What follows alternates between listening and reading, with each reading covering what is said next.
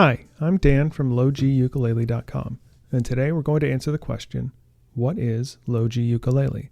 And I'm also going to explain why I think low G ukulele is a great instrument to learn, both on its own and as a first instrument before moving on to guitar. First, let's look at a ukulele in standard tuning. A standard uke has a G on the first or top string, a C on the second string, an E on the third string, and an A on the fourth string. This G is in lowercase to indicate that it's a high G. It's the same note as the third fret on the E string. This out-of-order tuning, or reentrant tuning, is part of what gives a ukulele its unique sound, and it sounds great, but it does limit the range of the instrument a bit, with 4 pairs of identical notes in first position. I don't in any way want to be negative about reentrant tuning. There are countless awesome uke players who own this tuning and do amazing things with it. But as someone who started out on guitar many years ago, I was never able to get used to reentrant tuning. Low G tuning for ukulele is exactly what it sounds like.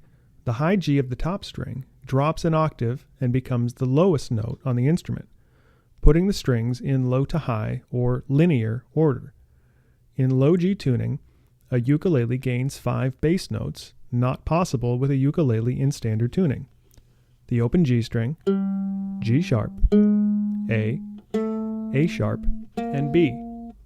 This expanded range might seem small, but if you compare the number of available notes on a high G ukulele, a low G ukulele has a nearly 25% larger range in first position, opening up a lot more possibilities melodically. Let's compare a ukulele in low G tuning to a guitar. The notes of the 6 strings of a guitar in standard tuning are E, A, D, G, B, and another E. These two tunings might not look at all alike, but they have some very important similarities. Let's look at the musical distance between each of the strings of a low G ukulele, also known as the intervals. Intervals in music are measured in whole steps and half steps. Between G and C, there are 2.5 steps. Between C and E, there are 2 steps. And between E and A, there are 2.5 steps. Compare that to the top 4 strings of a guitar, and you'll see that the intervals follow the same pattern. But while the intervals are all the same, the notes of the ukulele are 2.5 steps higher in pitch than a guitar. So looking again at the guitar and moving 1, 2.5 steps up the neck, we find the G, C, E, A notes of a ukulele in low G tuning. A low G ukulele is a great transition instrument to guitar because really it is a guitar. It's just smaller and tuned to a higher pitch. And because it has fewer strings, 4 instead of 6, and because those strings are easier on the fingers because they are made of nylon instead of steel, and have lower string tension, it's also a much more comfortable instrument to learn on. So let's look a bit more at what you can play on a low G ukulele that you can also play on a guitar. Starting with chords, if you can play a G chord on ukulele, you can already play a D chord on a guitar. And if you can play an F chord on ukulele with 2 fingers, you only need to add 1 more finger on guitar to get a C chord. Likewise, an A chord on a ukulele is just a simplified E chord on guitar. The same principle applies to scale shapes.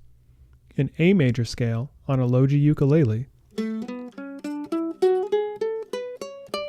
is the same as the top 4 strings of this A major scale on guitar.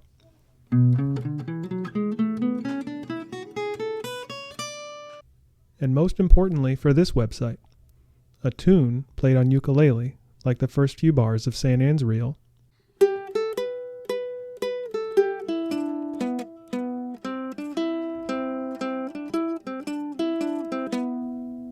is played the same way on guitar, only the key has changed.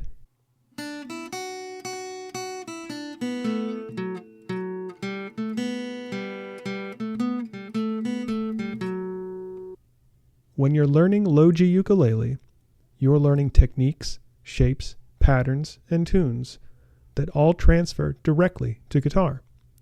But you're doing it on an instrument that is easier to play, has fewer strings to worry about, and is less expensive. It's the perfect instrument for beginners of any age.